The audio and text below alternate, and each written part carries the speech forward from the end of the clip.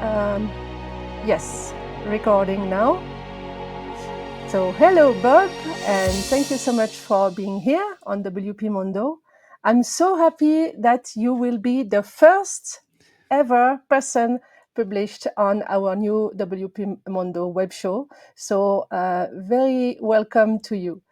I'm so happy to have you because we have known each other for a few years in WordCamp and stuff, but there are still a lot of things that I'm happy to discover, and I will let you introduce yourself.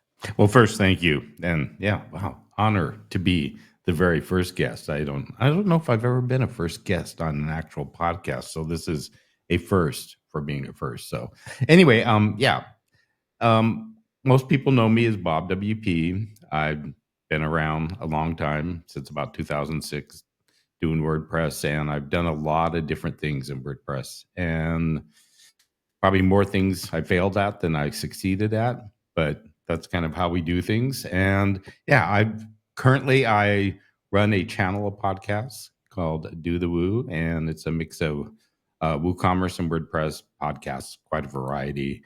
And yeah, that keeps me pretty busy. So I have a love for the community and love for education. Yeah, same. Okay. Um, Actually, the focus of this interview is host the host. It means that people who usually put the other in the light on their shows, that I think you all deserve to be the one that is in the light today. So that will be you, and we'll have other famous person as podcasters or running web shows, and also in different languages. So this one is in English, so that's perfect. So maybe we'll talk about your podcast a little bit later, and first focus on you as a person and whatever you have done in the WordPress community and in your life before that. So maybe you started helping people on WordPress, on working with WordPress quite early. Mhm. So tell me about the early days, your beginning. Yeah. So prior to WordPress, just a kind of a short little history is my wife and I, Judy, ran a marketing design company for 17 years. So we did print design for a long, long time, moved into not WordPress, into the web because I knew I had to know that. And I was more of a designer at heart. So I went in very begrudgingly. I wasn't thrilled about code and stuff. So I was looking for a way to get into it. Came across WordPress in 2006 and started playing around with it and incorporated it into my workflow and that business. But as I started doing that, I got the itch for education. So that's when I started doing workshops and doing stuff around WordPress because I'd found this new product, this open source project, and thought, wow, people, this is great. You can actually do a nice professional looking website and you don't really need to know how to use code. So I dove into that, and by 2010 I decided to close the other business and brand myself as Bob WP because I thought I'm just going to immerse myself in WordPress. And for several years then it was more around consulting, coaching, and training. So I worked with a lot of beginners, ran a lot of in-person workshops, and yeah, over the years, just I got out of design at one point. I think that might have been around 2014 or so. I just didn't want to do client work anymore. I was enjoying my workshops. I was enjoying, well, client work in the sense of one-on-one, not doing website builds. And yeah, that just blossomed. And the more I got into it, early on, I got into the community because I was involved with some local communities. And once I think my very first WordCamp was in, I'm going to say 2010, I think, in San Francisco. So I dove right into it right away and I wanted to start meeting people. And it was a very different feel from what I was used to in conferences that I'd gone to before. And I thought, well, you know, I like this. I think I could get into this. So I started going to more bird camps. And yeah, it just, over time, I did several different things. Like I said, I failed at many things. I tried membership sites and video sites and all sorts of stuff. And my motto is kind of, move on if something doesn't work. Don't sit there and beat it to death. Instead, try something different, find what works. And yeah, that's kind of the short of a long history of how I got into it. Yeah. And you're right. Every non-success is not a failure, is a lesson and to move forward from. Yeah, thank you. So you moved to WordPress quite early. You say 2006. Before that, what were you using or doing? Oh man, I was using, I believe it was a mix between Dreamweaver and what was the other one? I'm drawing a blank. It was Go something. Go. It They were programs that you would basically build in HTML, and I was doing these horrible sites with Flash for my own Yeah, site. I've had little letters dropping in on the homepage, and then they scurry off. It was a terrible thing. I look yeah, back I on it. remember the Yeah, Flash days. and but it seemed so cool, but nothing ever really looked great. I could just never, it was like, and I think yeah, it was Go Live. That was it. Adobe Go Live and Dreamweaver. So I use those two for doing. I did some projects, actually paid projects, but I look back on those sites and they were, Yeah. they were, yeah, they were pretty bad actually. What I like to use sometimes is the Wayback Machine. Yeah, And look at all I this. did find one and it had parts of it, and that was enough to make me remember the whole thing. So Yeah.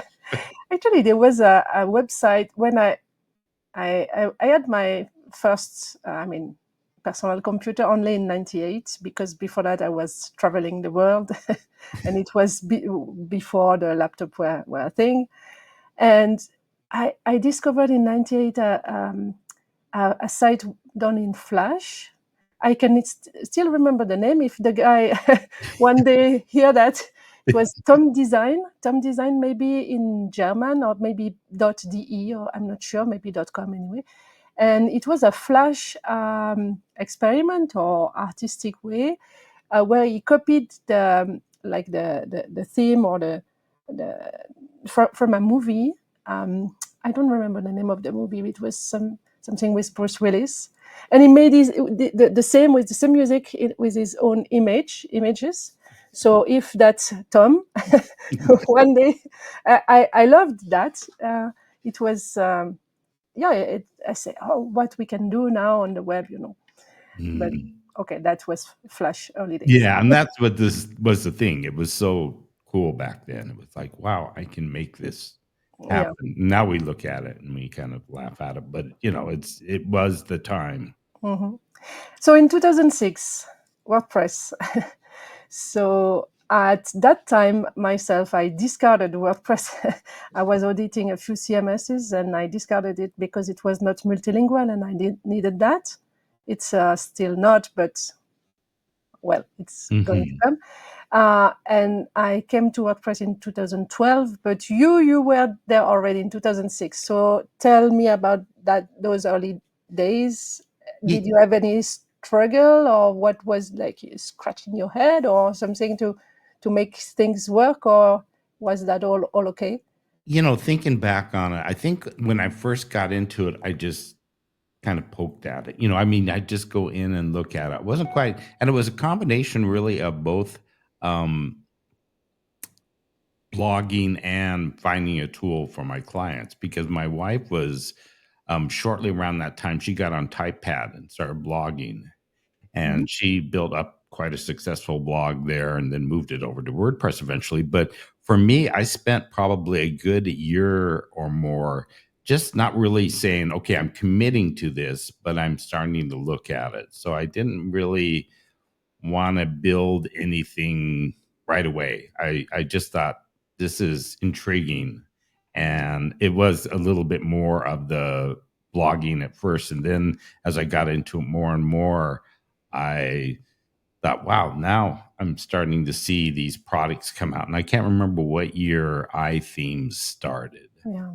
but that was around probably 2008, and I think Woo Themes, all of them started, and I started looking at them, and we bought one of their themes for our own business website, Mhm. and I put together it was a basic landing page, and it looked so good. It was like better than anything I'd ever done, and I probably did it in 1/10 of the time.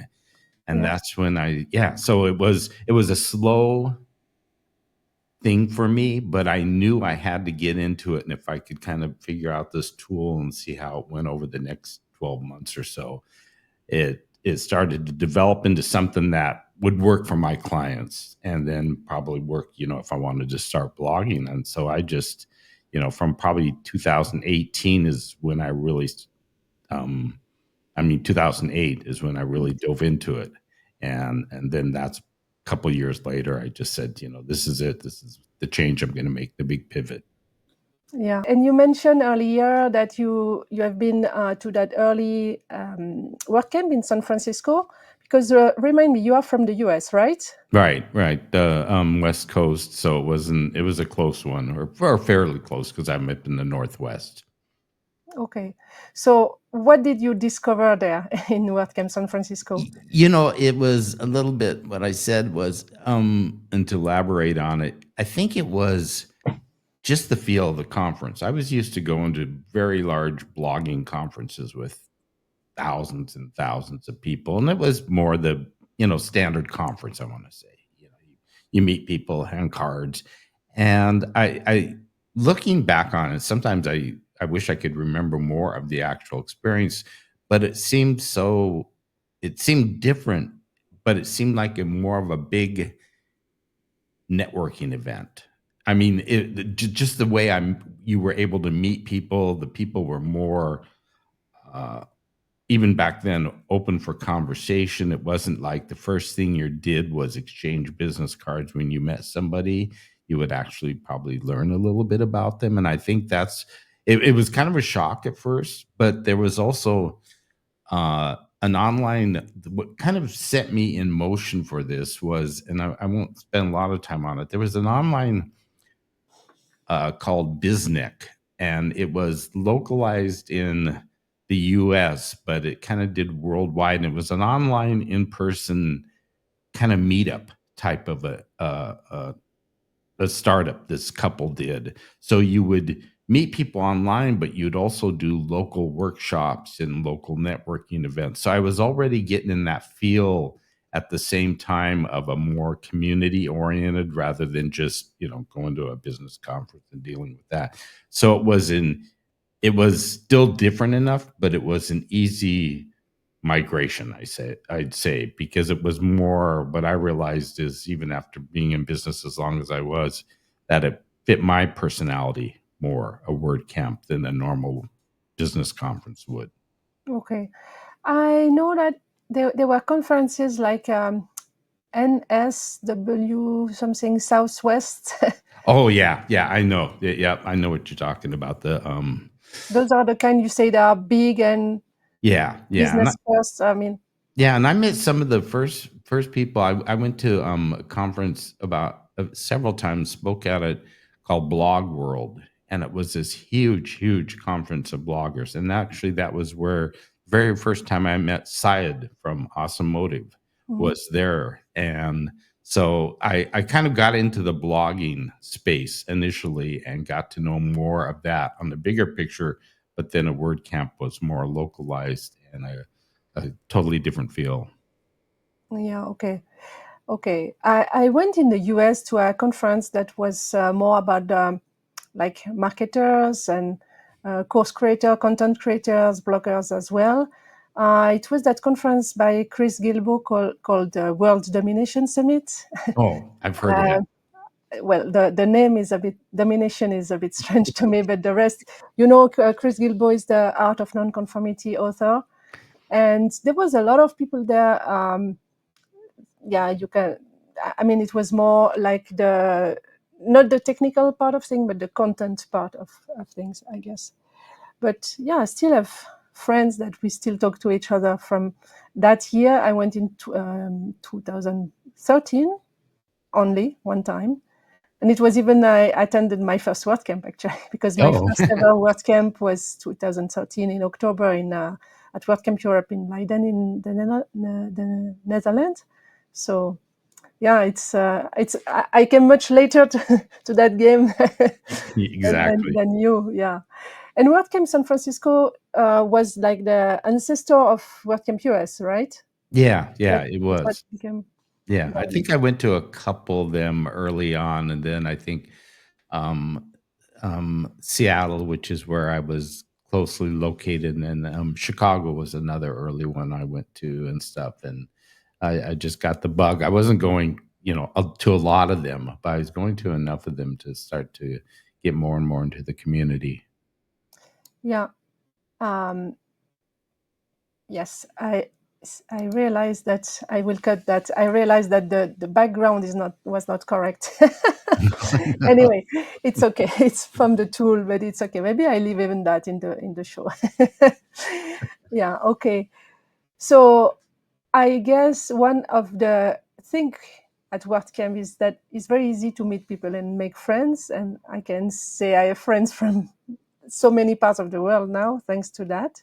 Mhm. Was that the same feeling in the beginning in the US as well? You had a lot of people coming from other countries, or was it more like American centric? I think it was more local because it was still that local. I mean, I think in the early years, when you'd go to Chicago, there'd be some people that would, yeah, fly in, but typically they would fly in from other parts of the US. So there wasn't quite the, yeah, it was probably even back then, it was a factor of, do you want to use those kind of resources to go that far for a Yeah, small word camp, and didn't really, I think, start touching on that till we started doing the flagships, or at least the US started it, and Europe, and maybe started attracting more from around the world versus the local camp. So it was, yeah, it was very US centric. yeah, okay, yeah, but yeah, Makes sense. that's what you, yeah, it makes Yeah. sense. And then you moved to Europe. That's recent, right? Yeah, that was a little over a year ago. It was March of last year. Okay, So, or was it? No, it's actually. Wait, now let me think about that. Is it actually? No, it's actually 2 years now. in No, not quite 2 22, years. I'm right after WordCamp Europe in Porto, right? yeah. It was. It's been about a year and a half. Not quite. Well, Yeah. not quite. Okay. So until that, you were in the US because I had a, maybe I'm wrong. I had a feeling that you were in already in Europe before that, but no. No, no. Yeah, it Okay. was. It was WordCamp Porto. Okay. WordCamp Europe in Porto, not WordCamp Yeah. Porto, I should Yes. say. That was so that was 3 WordCamps ago. Yeah, Yeah. that was the one that was actually my first time in Europe too. So it and that's what kind of set the ball rolling to move us to here. Yes, and that's when I met you Yeah, exactly. Yep. at the picnic, right? Yeah. Right. Right. Yeah. Yeah. Great. Yeah. Okay. So in between, um, what made you start podcasts and not only continuing on like client work or design work or website development, but thinking now I'm going to host a podcast? Yeah, I think it was in 2014. I'd had early on around 2010, 2011, I had several people I knew because I was so much into content and blogging. They said, "Oh, you should do a podcast." And I'm like, "Really?" And they said, "Yeah, you have the voice for it," which isn't the only reason you should do a podcast. So I told them, "Well, maybe you think I have the voice for it, but I also need to have the time and the resources and all that." So I didn't go into it right away when people are trying to push me into it. And I decided in 2014 to try a little podcast, and I started doing it a couple times a month, and it was called WordPress Breakdown. And it was okay. I did it for about a year, and it was like a 15-minute podcast where I talk about a plugin or talk about a couple of plugins.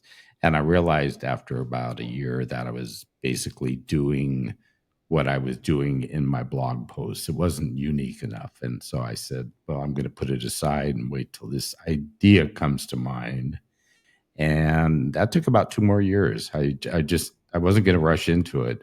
I felt like I wanted to do it, but I wanted to make sure I was doing the right thing. So I started in 2016. I actually started Do the Woo, but then a few months into it, I changed it to a show called the WP E-commerce Show, Mm-hmm.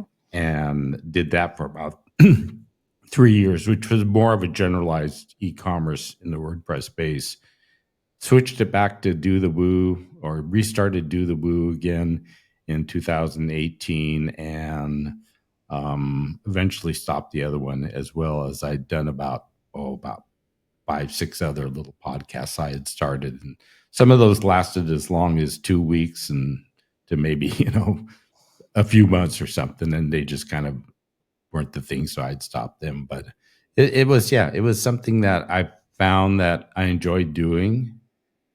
But I shortly after I started to do the Woo again, I realized that I just didn't want to be the only host. I'd been that a while and stuff, and I decided that I needed to start branching out and thinking of different ways to do that. And so that's kind of how things have led to Yeah. where we are today.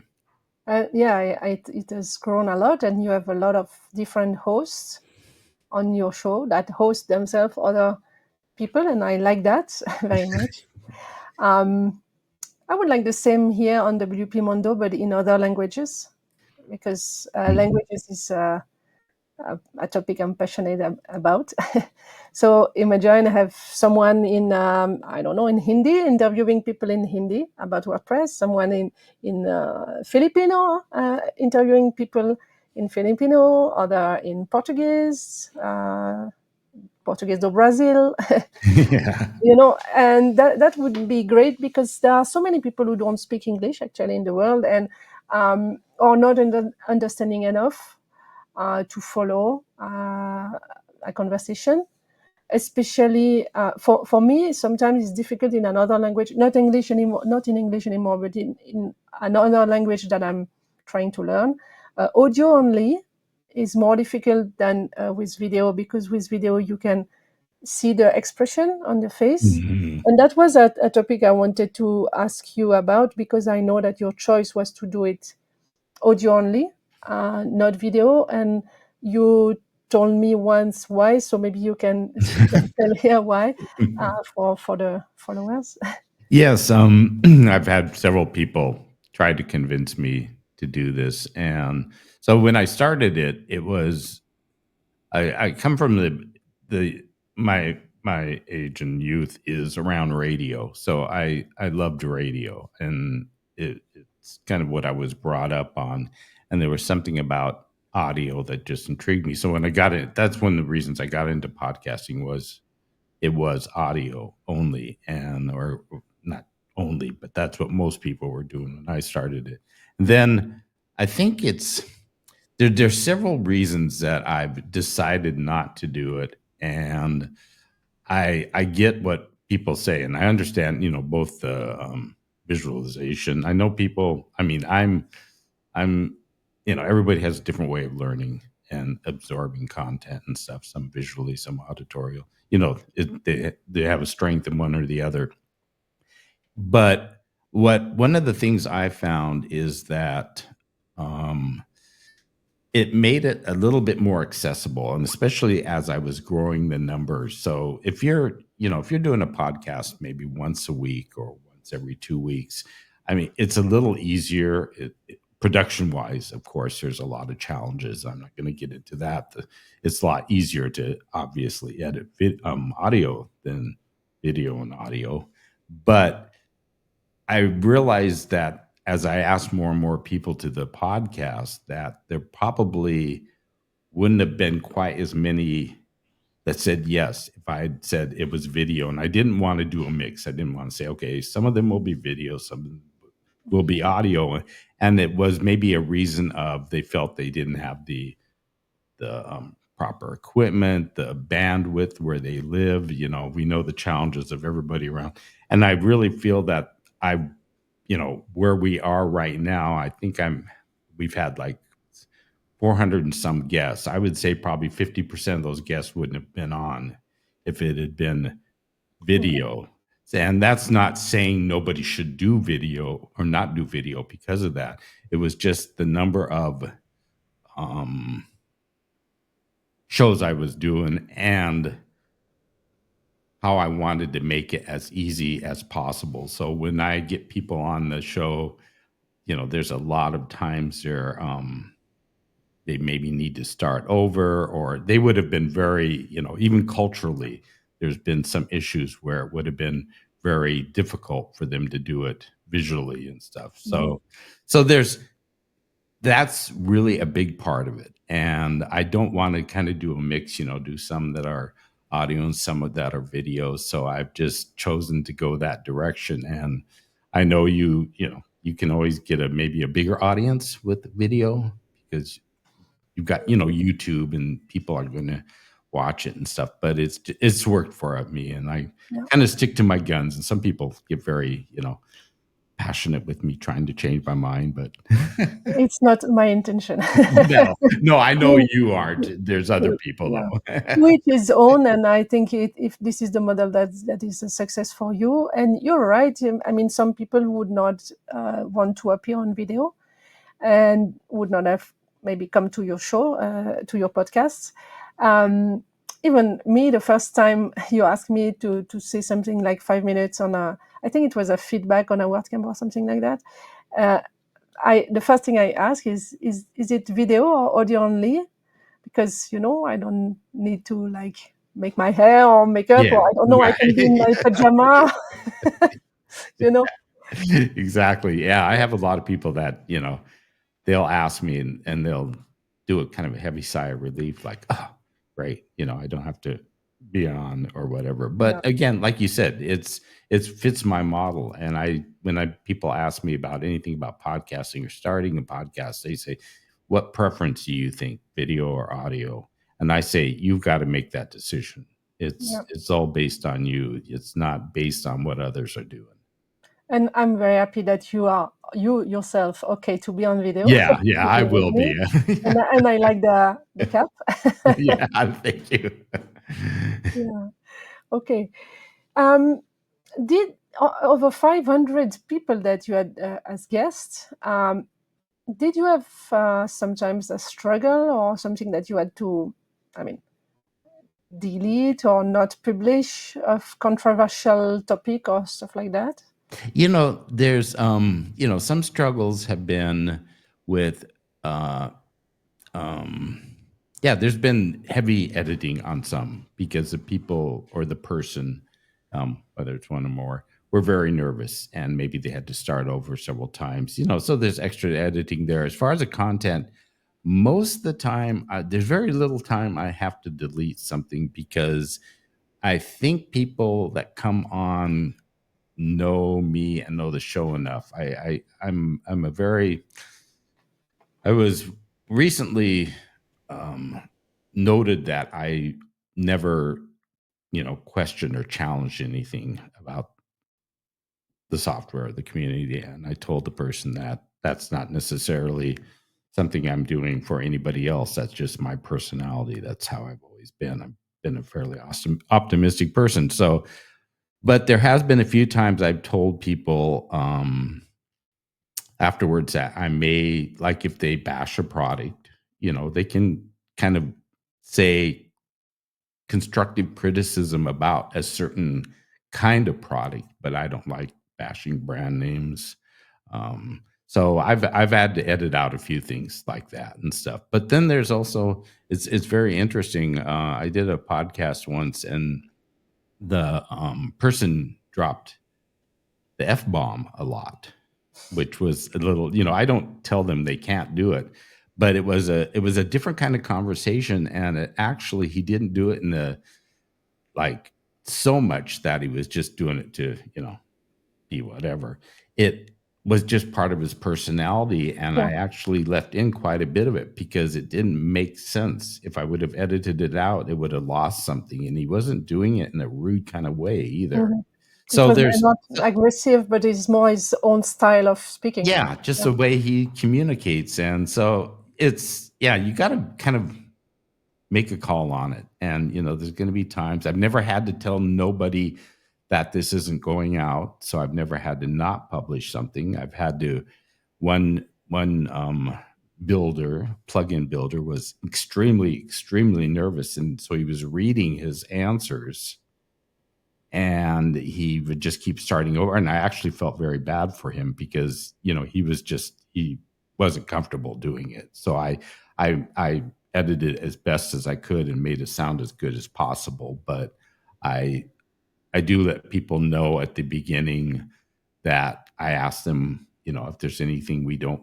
want to talk about or something you don't want us to address. And if there is anything, um, you know, I'm glad to take it out if you've said something that you feel like you shouldn't have said. So I'm pretty flexible, but Hmm.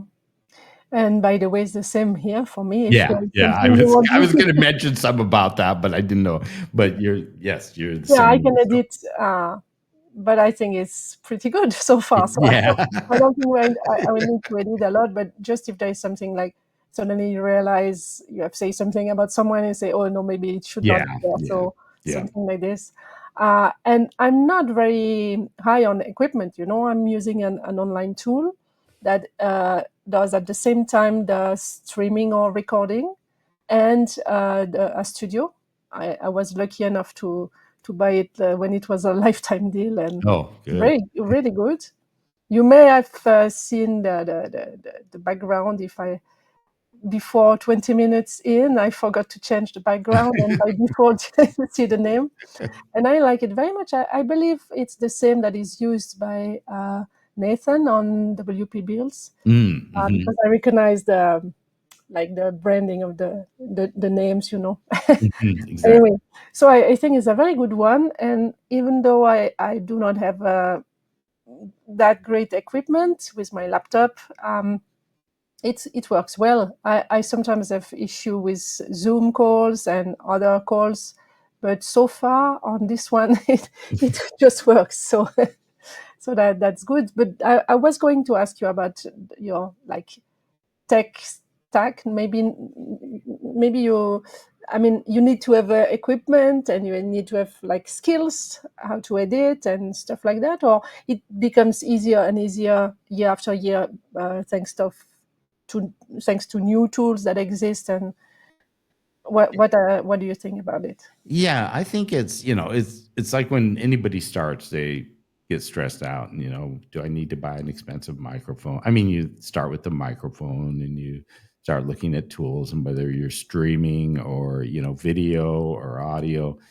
And I think it's important. I'm not quite like most podcasters. I don't just, you know, ram it down people's throat that make sure you have good sound. If you're going to start a podcast, you're going to find over time. I mean, I've gone through several microphones, I've gone through several services that worked and stuff.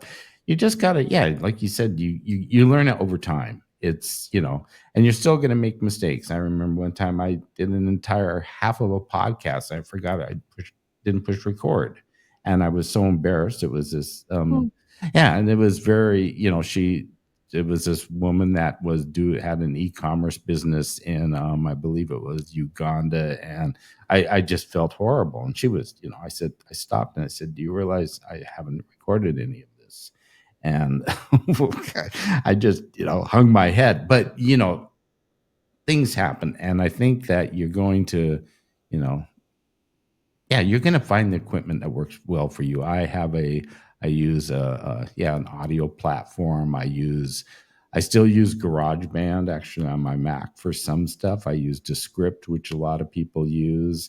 I use Rev for my transcripts, and I've been using Chat GPT to help clean up the transcripts even a little bit better after Mhm. that. So you find your, yeah. You find your workflows and stuff. And I think there's, in fact, I was just talking to somebody that's doing a very interesting tool that's going to help podcasters with questions and stuff.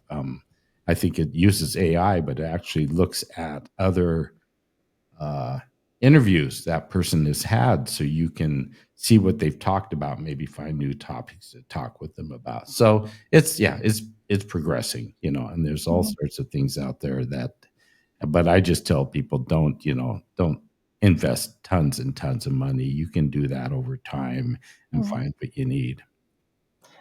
When you said you forgot to record, I just had a quick look in the corner of the screen. Yeah, doesn't it? Now it makes you feel, it was a terrible thing. It's written recording 36 minutes. So Yeah, good. Yeah, and for the like Descript, actually this service is included in that tool that I have. So I will see. I know there is still a lot to edit, especially when we say person's names, because obviously it can't guess everyone's names. And also sometimes I guess with accent, because with my French accent it might not recognize all the English words. So I will see how it works for our one, and I want to edit. If not, at least for people's name, I think it's important. Yeah. I remember I was in a conversation with Remkus within WordPress, and all the names were wrong, but sometimes it was like a Kier, HKR, Yeah, exactly. Okay, we need to edit it, because Yeah. I tried to go through and visually find names, brand company names, things that, and sometimes still things slip by and stuff. But I used to pay for human transcripts, which was wonderful because they were really done well, but they're very expensive too. So that's not realistic for a lot of people. And it became unrealistic for me even. Another question, and that's actually even interesting for me. Do you have any advice for anyone who wants to start now a podcast or a web show like this in video? This is something I've been saying for years, and I use this analogy, and it's kind of a strange one, but I'll use the same example. So if I sat down with somebody and they said, I want to do a podcast, I'd first probably say, do you realize the resources and the time it's going to take, and you don't need to spend tons of it in the beginning. And then I would ask them, why do you want a podcast? Why do you want to do it? And this is really a silly example, but it gives you kind of the idea. So if I asked this person and they said, well, I want a podcast because I like the sound of my own voice. Now, that's not really a good reason, but if that's his reason or her reason, then I'd say, oh, okay, well, if that's your reason to do it, go ahead and do it. Then I would come back to that person after, say, 3 months, if they're still doing it. And I would say, so I see you're still podcasting. Do you still like to do it because you like to hear the sound of your own voice? And if that person says, yeah, I love it. I love listening to my voice all the time. Then they're doing it for the right reason, because it's what drives them to continue to do it. If they said, no, that was really a stupid idea, then maybe you should rethink this. So it's always to me, it's, you've got to, just like everything, you got to have the resources and time, but you've got to make sure the reason you're doing it is what keeps you doing it. And that never becomes the dreaded part, or you're just going to start belaboring it and you're going to make it, and it's not going to turn out or be good for anybody, you or your guests. Mm-hmm. That's very good advice. And if I may reply to that question, actually, I was interviewed quite a lot since January about the GatherPress project. And I actually enjoyed to be in so many conversations with so many people. I mentioned Remkus, but I was also with Michel Fréchette, with Mike from the GatherPress project. We were interviewed by Michel Frechette on WP Constellations. Then I was in CrowdPress with Simon Kraft and others. And every time it was also with IndieStack, many. So every time I say, oh, actually that was much less difficult that I would have thought. It was just a conversation with a friend. Okay, it's on video, but it would be the same if we had talked about this over a drink or a cafe at a WordCamp, So it's just that nice feeling to talk with a friend on a friendly conversation. And that's what I like the most. And I now know a lot of people around the WordPress community. And I love to go to WordCamps, and especially WordCamp Europe, because people come from all over the world. And I never have enough time to talk with anyone. And always there are people that I realize, oh, but they were there, because they post on social media. And I didn't even see them. So now we can have conversation online and talk about things that could be interesting for other people. So that's why this idea came. And I will follow your advice, and in 3 months ask myself the same reason. I mean, sometimes we have conversation that could be really useful to others, and I was mentioning the language part, so that could be something that is interesting to other people. There will be another episode. Actually, it's already recorded, but it will come after you, so you still are the first. It was with a Spanish person. His name is Javi Gembe, and he started a project called WP Talk Link, and then you can find people from the WordPress community to have a language buddy. Oh yeah, there's a list of people, and you can improve other languages, talking with people. So that was that's something that can be useful to others, and I love to to have something that is useful to many. So what's the best as a web show? I don't call it podcast if with video. I call it web show. Or until I find a better name. But for now is for me, a podcast is audio only. So it's what you do actually. Yeah, and it's very. Yep. Sorry. Oh, I'm just gonna say it's very, the conversational type podcasts like you were talking about. You found you really enjoyed them. On our podcast, I'd say probably half the people have never been on a podcast before, and some of them come in very nervous and very stressed. And at the end of it, I would say, a large amount of those same people say, "Wow, that was fun." It is. It's that relaxed conversation, and that's what's important is getting everybody in that zone of being relaxed and just like you're sitting and talking with somebody at a WordCamp. And I think that's huge, because a lot of them have gone on to do other stuff because they said, wow, I didn't really know I would enjoy this as much as I did. And just giving them the opportunity and giving them a little push and stuff really helps. Mm-hmm. I was also nervous, and it becomes easier and easier. I'm the French translator and voice for WordPress podcast. That was started 4 years ago now by Javier Casares. It was in Spanish only for 3.5 years, and then started to add English. Then someone, a friend of him and me now, started to do the voice and translation and voice in Catalan, Josep Moran. And then I said, oh, then I could do the French. And since we have more languages, German and other are coming, even Esperanto. But I think that also helped me to feel more and more confident doing that every week,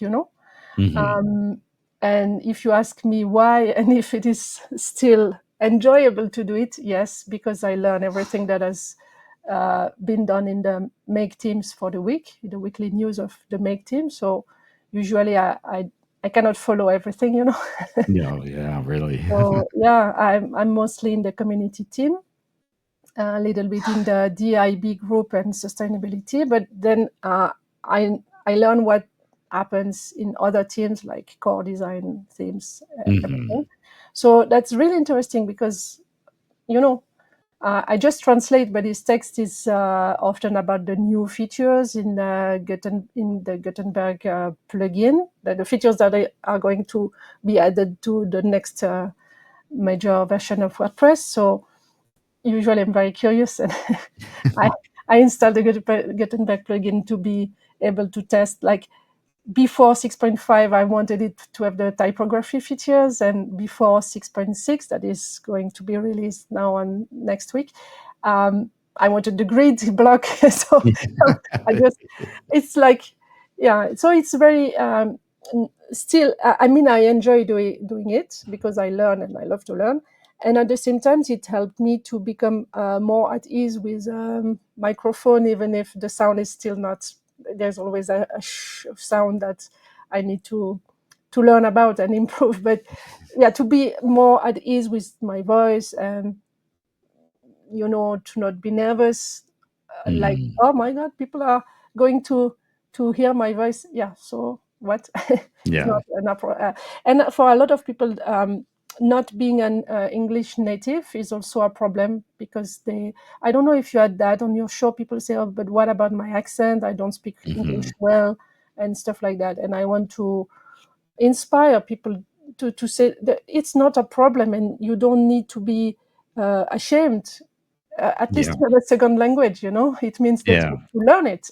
Yeah. You So, know, I that's interesting because when I edit a lot of people that have English isn't their first language. One of the things is I was talking to somebody and said that must take a lot of editing, and I said no, really, it doesn't, because there's a certain nuance, and that this is one of the things I love about audio is when you listen to audio and you're not actually looking at somebody talking, is when somebody is looking for a word that they can't quite, because yeah, they don't speak English. It's not their first language. Leaving it in that process of discovering that word shows the talent they have on being able to speak in that language. There's something about, so I wouldn't, if they maybe repeat something a couple, three times, I don't cut that out. I leave it there because that shows that they're making that effort to come mhm, on and speak in English. And to tell you the truth, I'm constantly amazed when anybody from any other country comes in on our show and they'll say, well, my English isn't perfect. I say, well, your English is a lot perfect than if I tried to speak your language and yeah. stuff. I said, you're doing a great job. Just relax and don't worry about it. So there's, you got to let people work through it and not try to make something perfect, and let them know it doesn't have to be perfect, because people are understanding.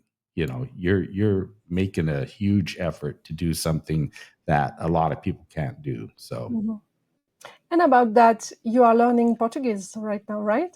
oh, I'm not even going to try to talk. It's a little easier at understanding than to speak. They have so many weird little sounds. I mean, they have sounds that when I try to make those sounds, they don't sound quite right. The word doesn't come out. So I'm slow. It's a very, very slow process and stuff. But people are very um what do I want to say?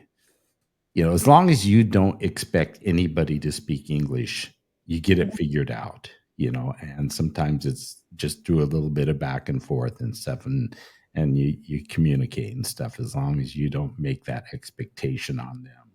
And so we're doing well. It's going to take us some time, let me tell you. Yeah, I think people appreciate when people trying to make the effort, Yeah, and that, exactly. yeah, Yeah, and that's it. it's not important if you mistake like masculine with feminine, Yeah, or if you yeah, don't that's it. conjugate correctly. It's okay. Yeah, yeah.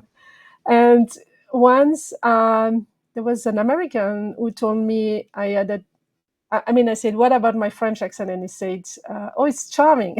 So okay, See, that's good. I don't even It try is to improve. charming. Yeah. Thank you. It was Brian from WP Sessions.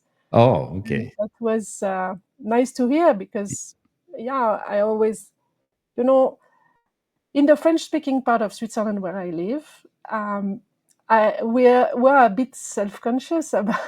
I mean, some people, not everyone, about the Swiss accent when we speak with people in France. There was a Mhm. lot of humorists when I was young. I remember one, he was always making fun of the Swiss accent, and that's even.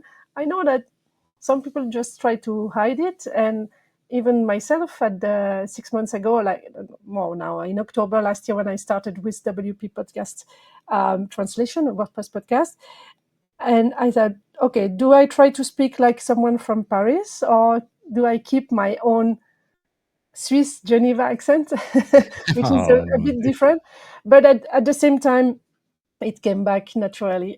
yeah. And Well, also, it's not very much, I mean, it's not that strong.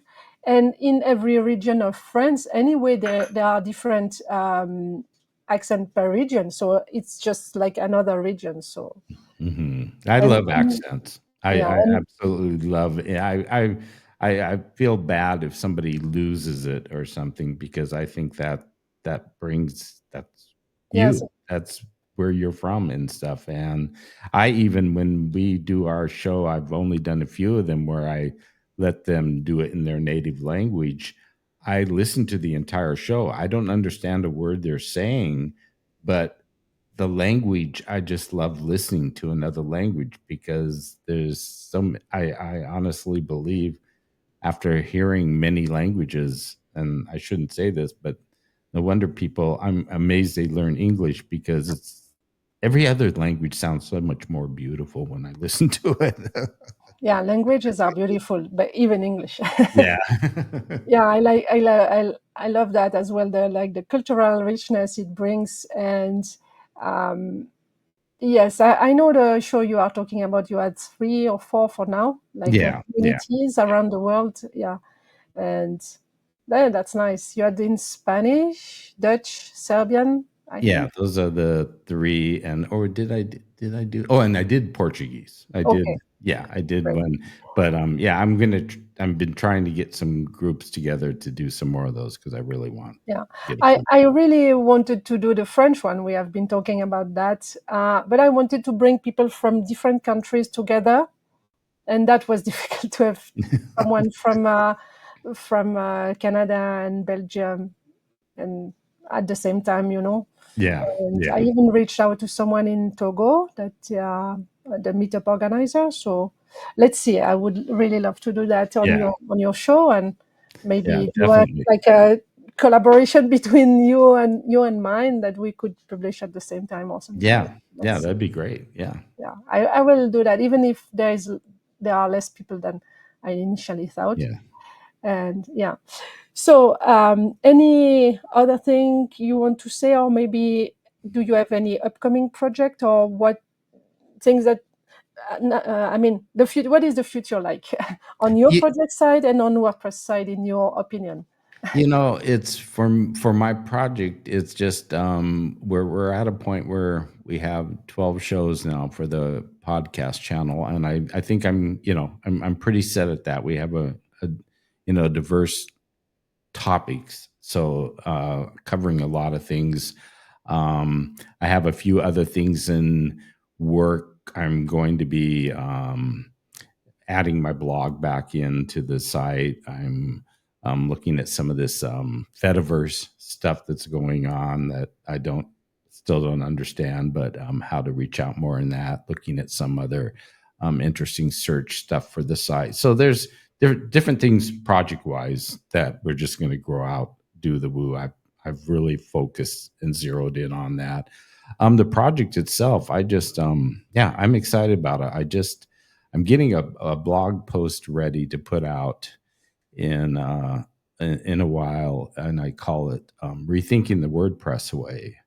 And it kind of it encapsulates. I mean, in a nutshell, says what I think about the future. And now with WordPress, everybody uses that term, the WordPress way, as talking about something we're stuck on, and or it's the old way, or people, and some people love it and some people criticize it, and it's kind of is how you perceive it yourself. For me, the WordPress way, I'm telling people, why don't we think of it as what's happening right now and what we're doing moving forward?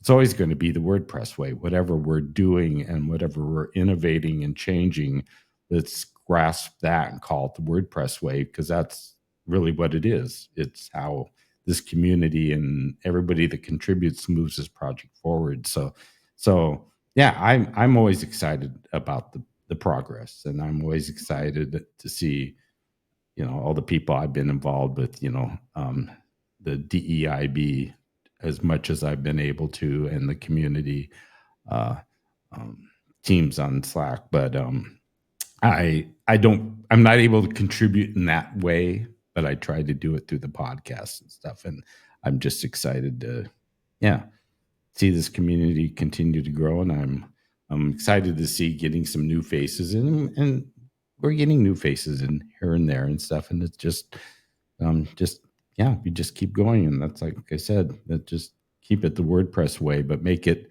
not something set in stone. It's how we change. Yeah. Do you have any idea of the future of WordPress? What is your opinion on that? It's really funny. I've been asked that for years, and I always tell them I don't, because I really, I don't know if it's, I don't think so much. Well, I'm always thinking of, what's going to happen and stuff. I don't really have any idea. And that's what I like about it, I think, is it's a bit unpredictable. I mean, you never know what is going to, what twist and turn. I mean, there's things that are laid out. So, there's a lot of people that think, things are a standstill, that there's too much change. I'm somebody that, there's two parts of WordPress. There's a tool, which I leave in the hands of all the people that are really smart and know what they're doing, all these people that contribute and put things together. And I don't try to make it sound like I have the answer for what is being done or what should be done. The community, I think it's still here. It's still going to grow. It's still going to be here. Hopefully it'll even become more diverse. Things will change. We're always going to have challenges. So I kind of take it a day at a time. I know it's going to be here for a while, probably quite a long time. What that looks like, I absolutely have no idea. Yeah. During the Switzerland Community Day, we had a 22 years old person who is teaching WordPress. I mean, she's learning to be a teacher or something like that. And with the question how to attract the younger generation, she said it would be absolutely a game changer if there were more influencers on short video, like TikTok and YouTube Short and Instagram. Mm-hmm. Talk about WordPress, like some proprietary SaaS platform are doing. They are actually paying influencers to talk about their platform. So maybe a bit of this one is going to end on short videos, if you are okay. Yeah. Okay. Like to promote, I will try it. Like promote WordPress on the platforms where the younger generation is. Yeah. Yes. So. Yeah, and I think people need to do that and take more advantage of it, that are, already producing content, and that works to move into that and stuff. Yeah, we just gotta, we gotta get it out there and much as we can. So I will take like your best sentences and Okay. say best tips from Bob, and watch the full video on long form or something. And actually, it'll attract people to WordPress and not turn them away. No. Okay. So it has been a pleasure to have you. We are now at 1 hour, so I think it's very nice to see you every time in person, and it has been very nice to have you for this conversation with you. Well, thank you. thank you to you and dodewoo.com, right? Yes, dothewoo.io. Oh, sorry. Yeah, that's okay. dodewoo.io. So I will link. Actually, we do own dothewoo.com too, so it'll forward. Yeah, I think I knew that. I knew that. I just the .com is like it comes automatically. Oh, to it mind, is. but Yeah. you're right. Yeah, and all the past episodes, I encourage everyone to listen to, like, some wiseness that we can find, wisdom. Sorry, that's the English word. The wisdom we can find in some of the episodes and some of the guests you had. So thank you so much for everything you do for the community. And thank you so much for this conversation, Bob. Thank you. And it was an absolute pleasure kicking off your podcast on the first show. So I really appreciate the invite. My pleasure. Thank you so much. Bye-bye. Bye.